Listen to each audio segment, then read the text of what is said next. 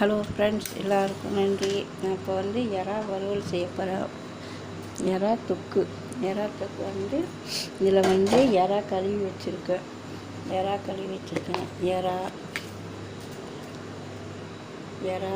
இதில் கார்ன் மாவு,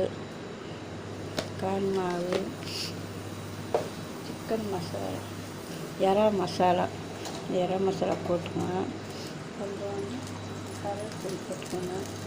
கலர் பொடி போட்டு நல்லா பரட்டி விட்டுட்டு ஒரு நிமிஷம் எண்ணெய் ஊற்றினாட்டி எறா நல்லா பரட்டிக்கணும். எறா வறுவல் நல்லா சூப்பராக இருக்கும்.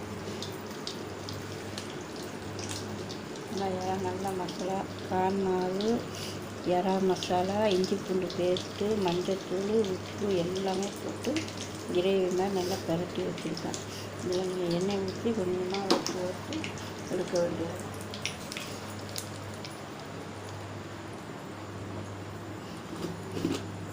நீங்கள் அந்த எண்ணெய் இதாக இருக்குன்னா நான் இப்போ ரீஃபண்ட் ஆயில் எண்ணெயை ஊற்றுறேன்.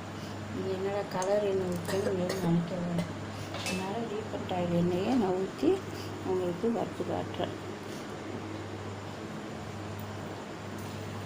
அது கொஞ்சமாக போட்டு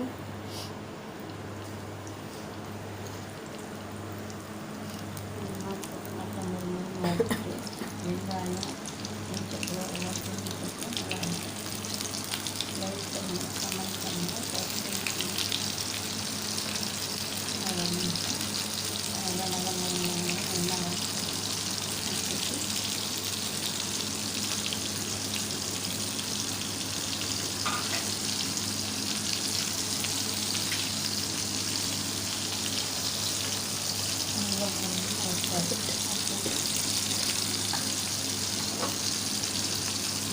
மத்தியானம் எறா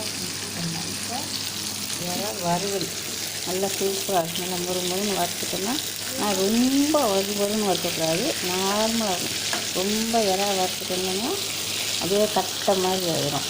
அதனால் நார்மலாக நல்லா கொஞ்சம் இது மாதிரி வறுத்துட்டு எடுத்து அதில் வெங்காயத்தை வறுத்து அதில் போட்டு காஞ்சி மிளகாய், கருவேப்பிலை எல்லாம் போட்டால் நல்லாயிருக்கும். சூப்பராக இருக்கும். தேங்க்யூ.